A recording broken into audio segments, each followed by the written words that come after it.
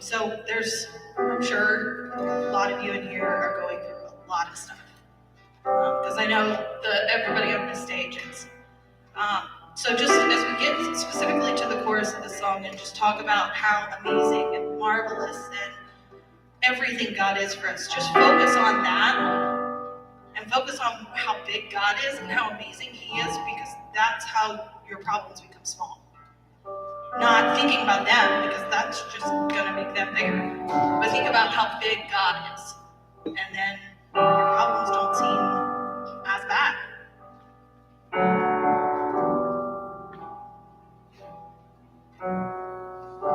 If love endured that age rose,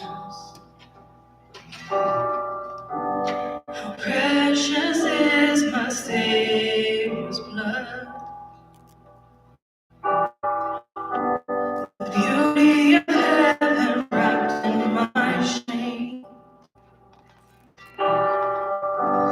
The image of love upon death's grave.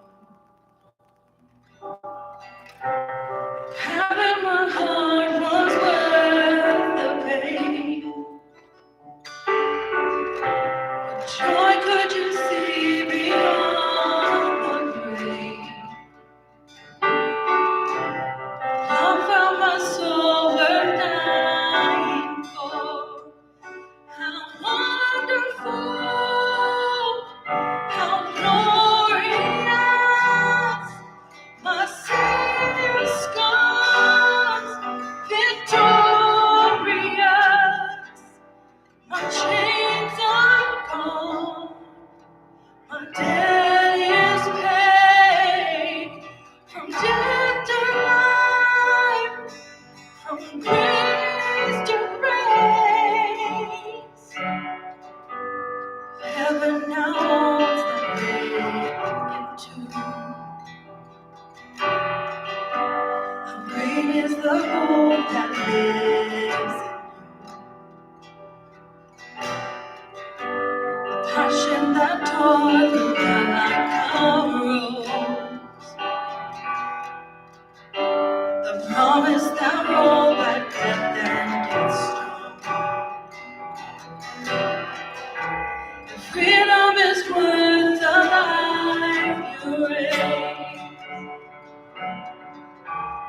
Where is my sin? Where is my shame? I paid it all to have my heart. Wonderful, how glorious, my Savior's son, victorious. My chains are gone, my debt is paid. From death to life, from grace to grace.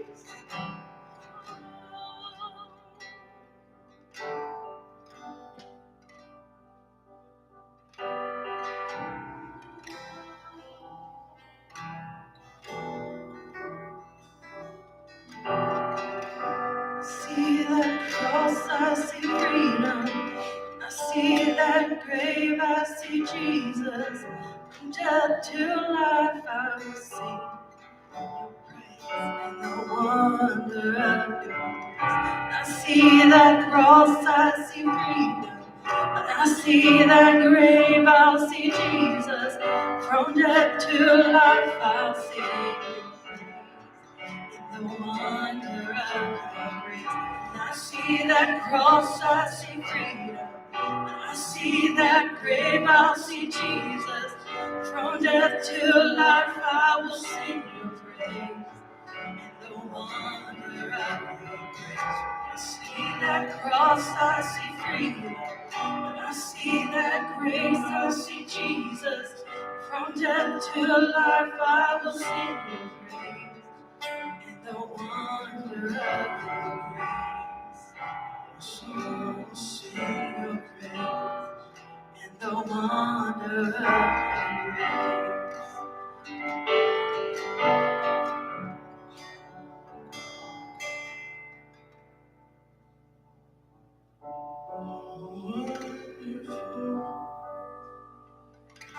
Glorious, Savior's scars, victorious. My chains are gone.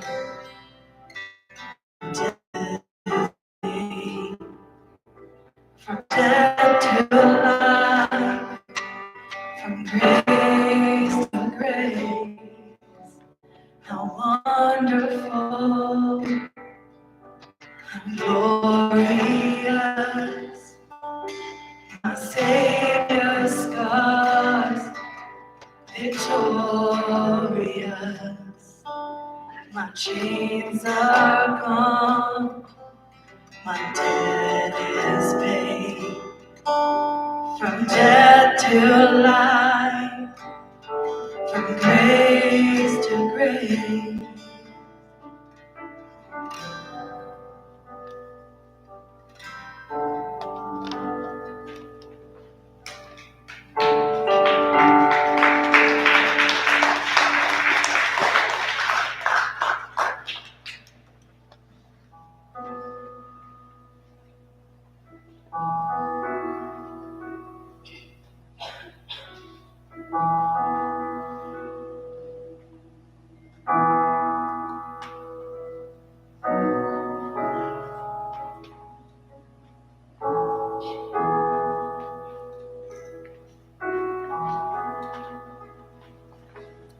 There's a simplicity, humility to the way you love me, honesty, purity.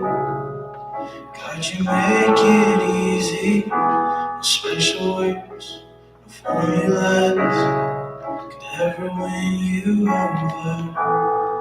For your love is undeserved. Even when I can't see clearly, somehow you still make it easy. Your love's uncomplicated. You love me just the way I am. So I stand before you. I'm totally surrendered. Your open hands and open heart. Jesus, have your way in me.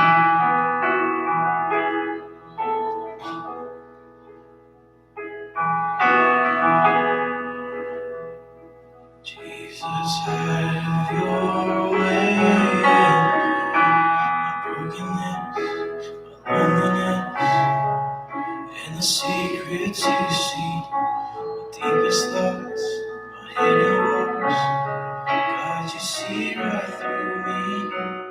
Even when I'm overthinking, somehow you still love me simply.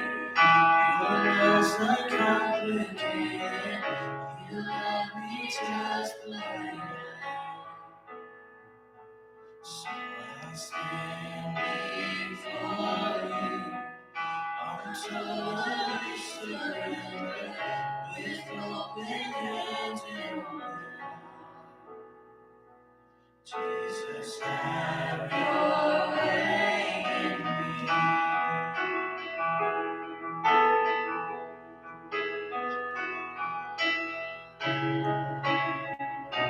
Jesus, have your way in me.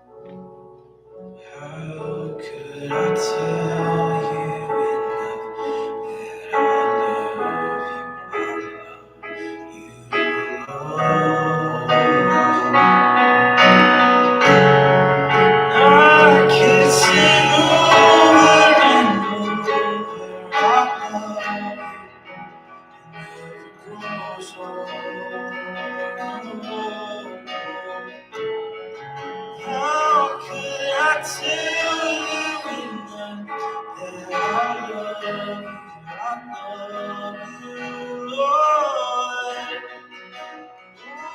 Oh, I could sing over and over. I love you and never grow old. How could I tell you enough that I love you, Lord?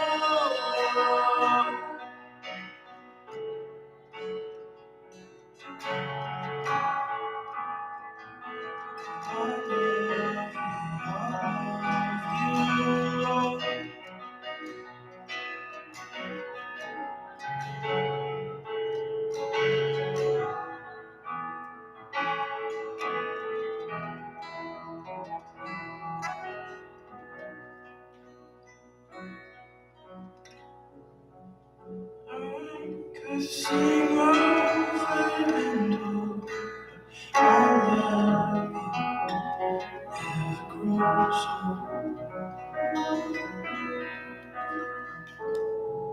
How can I tell you enough that I love you, Lord?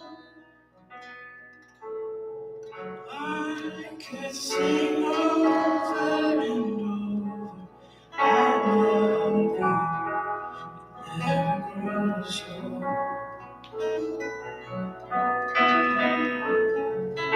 How could I tell you enough that I love you, Lord?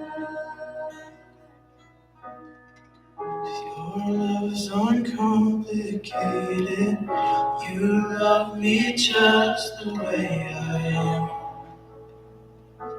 So I stand before you. I'm totally surrendered with open hands and open heart.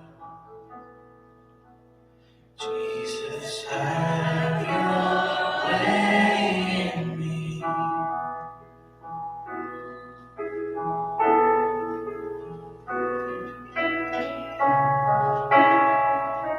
Jesus, have your way in me.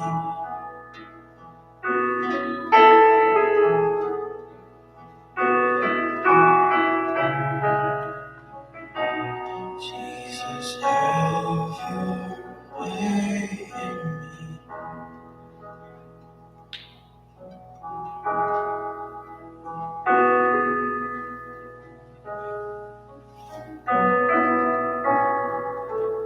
Jesus, we pray that you have your way with us tonight. God, here we are with open hands and open hearts.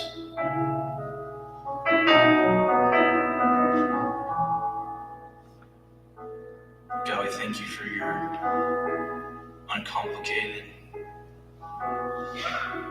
undeserving, reckless love.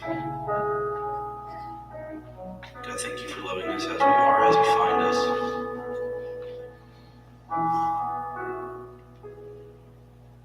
God, thank you for this time that we've had to worship.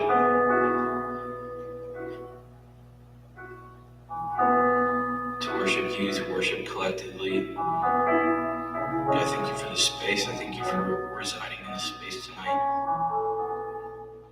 God, I pray over the remainder of this service. God, your presence stays here and that you speak through Kavina as she brings the word. I pray all this in your precious and holy name. Everybody said. All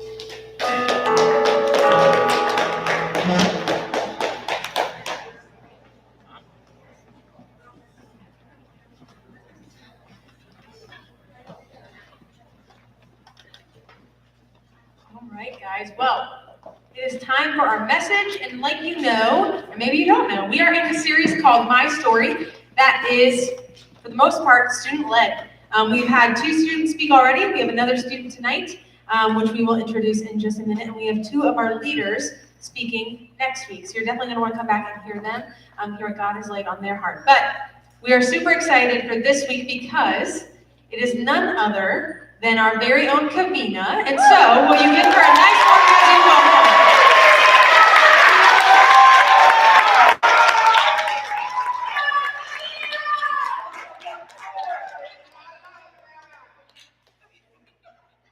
Hi, everybody. Okay, can you guys hear me? Okay. I feel like I'm so far back. A little closer.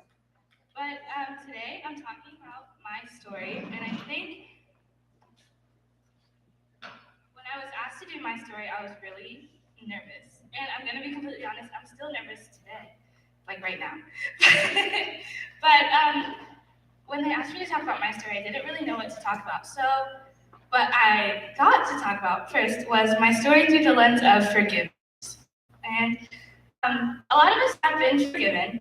I know there are many times I've asked for forgiveness for someone where I myself have had to forgive people, but I asked a few people in my life what forgiveness means to them. So I'm not going to say names because they may not want to be known. But the first person says, whatever the dictionary says, but in a serious note, they said the expression of love for oneself and others in a way that removes burdens for relationships and reflects Christ. My next person said, putting a wrong behind you and leading in love regardless of what has been done to you. And then my third person that I asked, they said, looking on past offenses and displaying and being like Jesus when he went to the cross. So that's a little bit about forgiveness. So when I think of forgiveness, and I think of my story, which I'll get into in a minute, but I think of the verse Matthew 18:21 through 22.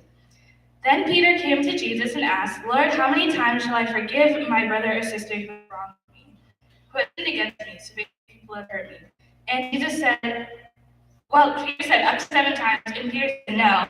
Jesus said up to 77 times, which I can't count how many times I've been forgiven for something, but it's definitely been more than 77. So, first, I'll talk about my story. So, I think there's going to be some pictures on the screen. But when I was 3 years old, I, I started coming to church. Yes, that's me in our sanctuary, like on the first floor. I started coming to church here, and my mom worked here from 2009 to 2019, so I've basically been at this church forever. And like when I say even though I went to church, life wasn't normal. My parents got a divorce when I was 3, but I don't really remember it because I was 3 and you have no memory when you're 3 years old. But life went on as normal. I didn't really see family as much because we're new in town and to the country and stuff. But I've always been kind of a quieter person who keeps to myself. I know many of my friends can attest to that in the front row. They're looking at me. I've been sort of a quieter person, but when you get to know me, it changes a lot. And there's a picture displaying. Okay, I was at Bar Tree this past year, and that's Angeline and Ellie. And the other picture that shows my real personality, besides being like up here singing with people, was me dressed up as a tooth fairy when I was 4, I think. So yeah, I know many faces, but I don't get to speak to them. So if you want to know what I'm like, that's it. Okay.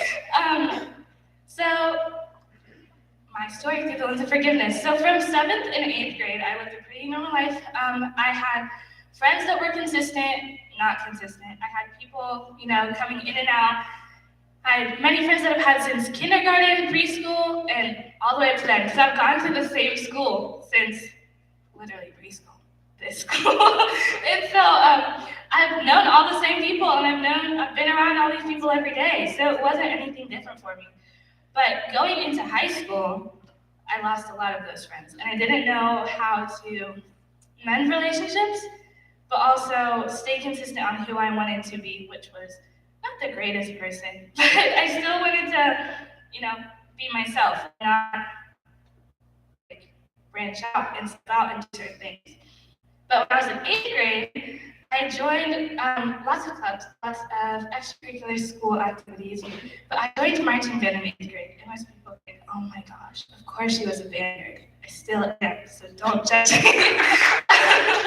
But I joined marching band in 8th grade, which was really different compared to other people. But that's where I gained a lot of my friends from, and that's where I gained a lot of relationships. And I'm happy to say that some of those relationships have lasted. But I really could have cared less at the time of what people thought of me. I've had, insecurities that I've had to forgive myself from in the past, but I've always moved past them.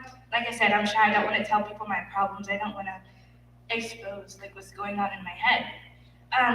But that was pretty steady in my life. I spent most of my days there after school. I even remember putting it before church, which I don't recommend because that's when my relationship with God became really unsteady because some sad things happened in my life. Like my closest friend passed away when I was going into my freshman year of high school. So going into my freshman year of high school, I felt like, oh my gosh, my best friend just passed away. I don't know, what to do. Sorry, I'm trying not to cry. But I just shoved everything down, continued on with life, and made new friends along the way. So my junior year, so this past year, I'm a junior now, I decided, you know what, I'm gonna leave marching band, and I'm gonna do other things, because I think life is so much bigger than one thing, and I can go out and do whatever. It is. But looking back at it, it was probably the worst decisions of my life. But of my life, I'm 16. I still have a lot of decisions to make. But I really struggled with, okay, how am I gonna go into junior year being friends with new people? How am I going to go into junior year not doing anything? Because besides that, I didn't really do anything because it took up all my time. But between that time, between summer of my sophomore year and August of my junior years, transferring in, I was really lonely, like extremely lonely. Cried about it every single day. But I came to church in the summer, put on a nice front, did all the right things that a churchgoer should do. But deep inside, I was the loneliest I had ever been. And I don't want to, I don't want my computer to fall. I didn't want to tell anybody my issues. I didn't want to explain what was happening to me. But at the same time, I could still understand things that were happening. People were saying things about me. People were being rude to me. People that I've been friends with since, like I said, since preschool had just all of a sudden dropped me, and I, quote unquote, wasn't worthy of their love anymore, which was extremely hurtful. But I know most of us have all been through times when we feel like words hurt the most, and relationships break, and you're in that foggy time of, okay, I don't know where to go, and I don't know which road to take because it feels like from every angle I'm being attacked. But it's truly not, because I found my one place that I realized that could really help and really mend relationships and really fix a broken soul, which was mine, which was church. But anyways, I'll get back to my story. So between that time, between starting school, being a junior and starting school, I realized that decision was one of the worst things that I ever did. And that was one of the hardest things that I've ever done. But at the time, it definitely needed to be made. I knew for my own, mental health, physical health, I needed to leave. But the things that were being said about me made me feel extremely broken and extremely sad. And I came into this junior year of high school feeling, you know what, I don't care. I'm not going to talk to anybody. And I'm just going to mind my own business. And no one's going to mess with me. And that's fine, which was really bad. But I didn't feel worthy to express the love of Jesus that was given to me. Because I came to church every Sunday and every Wednesday, and I sang songs and I played piano on stage, but I didn't feel like I could forgive those people who had hurt me. We sang Uncomplicated, the last song that they sang tonight, and the words, "You love me just the way I am," stood out to me like a siren. I didn't want to listen to it. I was like, you know what? Yeah, I might be a little crazy right now, but God loves me, but I don't want to give that love to anybody else. And I kind of rested with that, and the day that we played it, I remember playing the piano on it, and I was like, you know what? This is a pretty good song. And I sat in the back and kind of played the melody along to it, and I just remember the words, "You love me just the way I am, Jesus, have your way with me." And I took that within the next couple months of high school. I came to terms with forgiving the people who have hurt me, and forgiveness not being, I'm going to forgive you now. It's a gradual process that, forgiving doesn't mean you forget. And I often remember the word that Matthew 18 says that we're not supposed to forgive only 7 times, but 77 times. In my darkest time, I turned to the words of Paul, and Paul was writing to the church in Ephesus when he tells them this. This is Ephesians 29:4-31. It says, "Do not let any unwholesome talk come out of your mouths, but only what is helpful for building others up according to their needs. It may benefit those who listen, and do not grieve the Holy Spirit of God, whom you are sealed for in the day of redemption.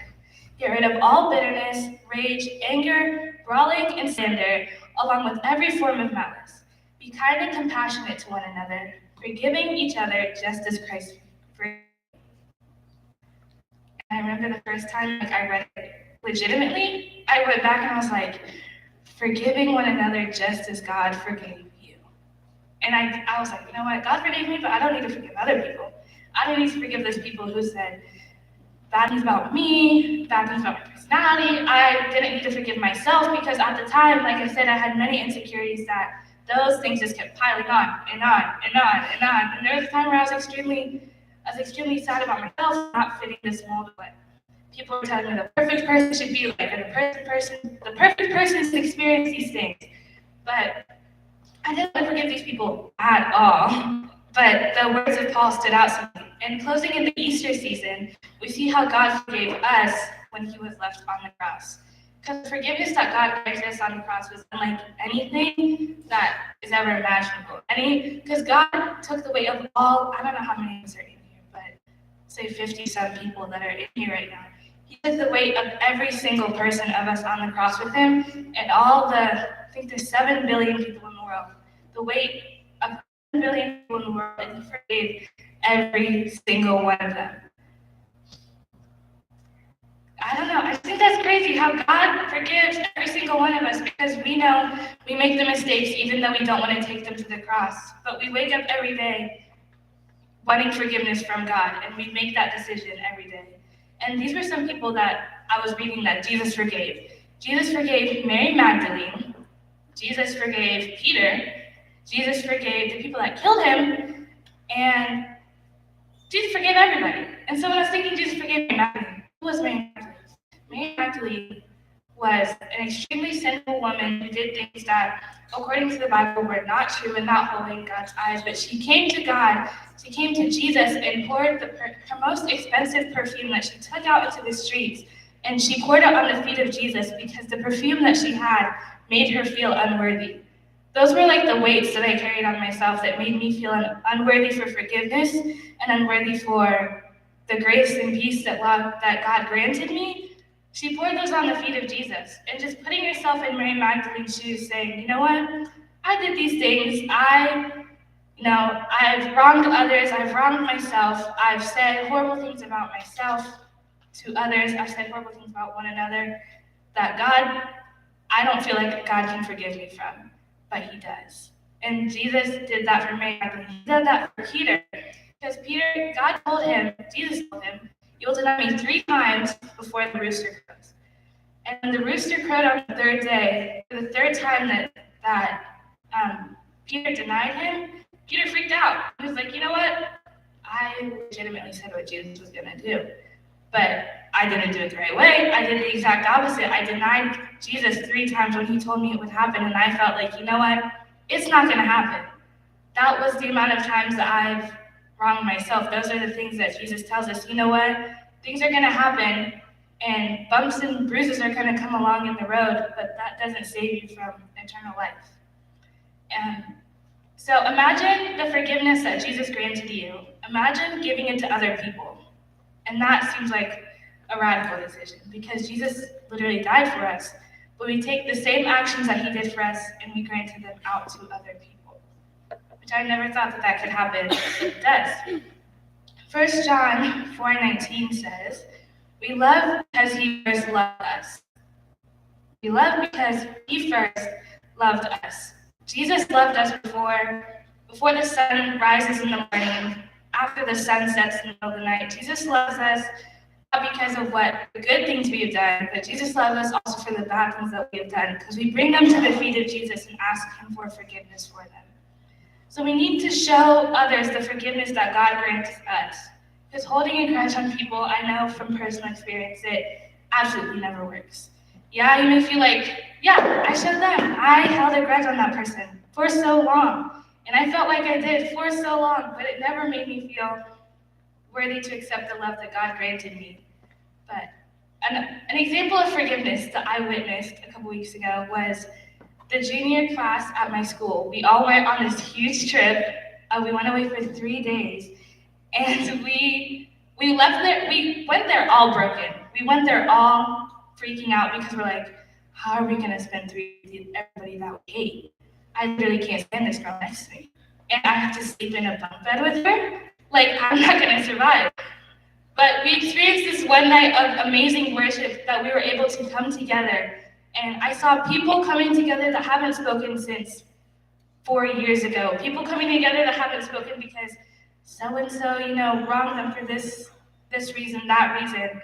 But that's not what we left with. We left with a far greater love that we've ever experienced. That we experienced the love of Jesus that we had never shown ourselves before. But that's the forgiveness that we give each other. Because forgiveness comes like a wave. It's not like, you know what, I'm just gonna come and, I'll forgive you, but I won't forgive her because what she did was worse, and he, ruined my life forever. But forgiveness comes not just like a wave, but it comes like a tsunami, like a hurricane. And if one person catches on for forgiveness, we can spread it around to everybody all around us. And that's what I saw that night, was that one person forgave and another person over and over and over again. But also at the same time, forgiveness does not require reconnection. I know that's a hard thing to grasp, but when we forgive these people that wrong us, we don't feel, you know what, I'm gonna be their best friend again. We're gonna be, just as cool as we were. We're gonna be just as close as we were. I'm gonna hang out with this person every other day. But we forgive not to be friends with that person again, not to be in the toxic relationship that we were in, but we forgive to show the love of others. Because if a person wronged you in a way that, you cannot overcome, God does not tell you, you know what, it's okay, just be besties with them again. Because in order to forgive, we have to love, and love comes with bounds. Even that shows that have no bounds. But forgiveness requires growth, and growth requires mistakes. We all make so many mistakes. And forgiveness also requires the confidence to speak to one another and to move forward to say, I see things that have happened to me. I know that God's love and grace has no bounds, that I will step forward and take the confidence, even though it makes us so nervous. It made me so nervous to forgive those people, actually confront them and be like, hey, I know those things that have happened to me, and I want to show the love and grace and peace that God has granted all around. Forgiveness requires accountability and self-forgiveness, which was, I think, definitely the number one thing. Self-forgiveness. Because imagine all the harmful things that you say about yourself. Just like close your eyes for like 5 seconds. Imagine the harmful things that people say about themselves, say about one another. That's the self-forgiveness that God grants to us, that we need to be able to reach out and take that step. Because if you're saying it about yourself, imagine saying it to another person. I could never imagine saying things that I said about myself to another person, because that would wreck me inside. That would wreck another person. And why would God ever give us why would we ever want to abuse the love that God gave us just to not forgive ourselves? And lastly, forgiveness requires learning and unlearning. Because these things that we do, we don't just wake up one day saying, you know what, I'm gonna be mean. We learn to be mean from somewhere. We unlearn how to be kind, but we need to take that step forward and become able to open ourselves up again and to take accountability and to relearn these things, because we live in a world, I heard someone say this actually, we live in a world of sarcasm. And sarcasm can hurt people. If people aren't ready for it, it can really harm someone and take a step back and be like, hey, that wasn't the greatest of things to say. But that's the unlearning that God lets us do, and the learning that we take to make a step forward. So I'll end with this because I want to spend a little time with small groups and to remember those 4 things. Our words and thoughts have so much more power than we ever know. And we should not misuse them to bring harm, but we should use them to bring love. Because there's power in forgiveness that There's power in forgiveness that can infect the spirit and that can touch every single one of us.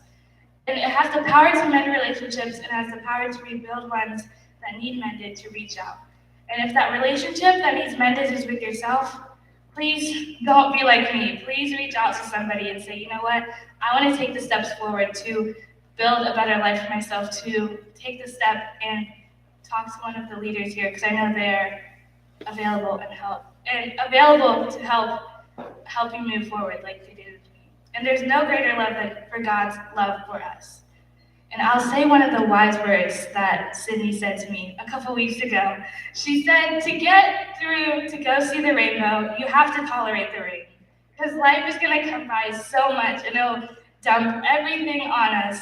But to reach that rainbow, one of those raindrops is to forgive one another and to love one another just as God does love us. So, everybody bow their heads and pray. Dear God, thank you so much for showing us the love and forgiveness that you've granted us. I pray that we can use that and reach out to one another to build broken relationships that you've mended. I pray that even if that relationship doesn't need to be mended, we can move on and forgive others just like you forgive us on the cross that one day. Forgive us let us forgive like you forgave Mary Magdalene and Peter and the ones that were even hurting you on the cross, God. I pray that as we step in a time of small group, that we remember that learning requires unlearning. Accountability and self-forgiveness are powerful.